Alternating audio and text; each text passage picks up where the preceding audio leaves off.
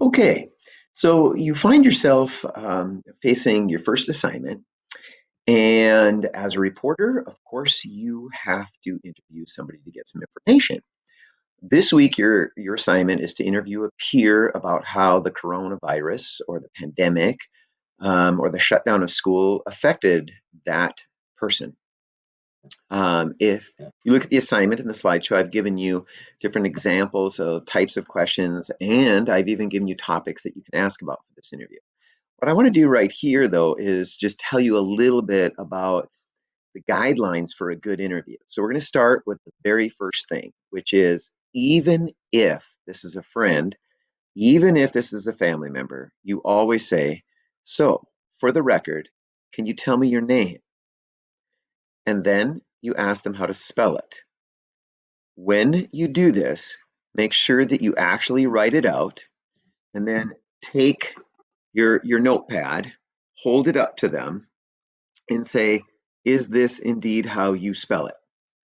Let them confirm that or correct you because maybe you've got a letter wrong. That's the most important thing, that you get the name correct and spelled right. So why might you ask that of somebody that you already know? Well, the reason is that some people choose to go by a specific name knowing that this is going to go public, whereas that may not be the name that you call them or that their family calls them or that their teacher calls them. But for the public record, this is the name that they want to be referred to. And we respect that. We do not look up the legal name or go by what's in the yearbook. We go by what they say their name is and how they want it spelled. The only exception is that if we know it's wrong, it's a lie, and then come and talk to me and we'll deal with that when that happens. It probably won't happen though. All right, next, what you're going to do is you want to break the ice. So typically, you start with something as casual as, "How are you doing today?" And you don't always have to ask questions. Interviews are it's a back and forth conversation. So sometimes I say things like, "Thank you so much for doing this interview with me. I really appreciate this." I might say something like, "I know you're really busy." Or I might say something like, "I know this subject is a touchy subject for you."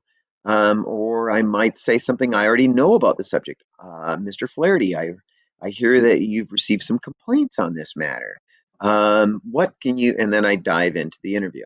So doing some icebreakers involves you basically starting a conversation and acknowledging that this is a human being, and so are you. All right. This is not supposed to be so professional that it feels robotic or like really technical or like a machine. Remember, the bottom line is you are talking to a human being. So remember, they have feelings and you want to respect those feelings. The next thing you want to do is you want to get into the topic. So in this case, the topic is, how did the coronavirus affect you in your life? And the time span of what you're talking about can go all the way back to last March, maybe even February, they started hearing things. This might be a student who had a trip that was canceled. Um, this might be a student who did not do well with online learning in the spring. It could be an athlete that lost their season, or is looking at this fall having their season moved or maybe even canceled again. You, so in the end, what you will do is you'll get that person talking, okay? And as you listen to them, you're going to figure out like what's the most important angle. So when I say angle, what I mean is, what's going to be the big point of this story? What's going to be the most important thing that you, as a writer or as a videographer, end up showing, talking about in your story? Okay, so we got the icebreaker questions. Now I want to talk about two specific kinds of questions. We have closed. So these are the kind of questions where you're just going to get like a one-word answer or a phrase.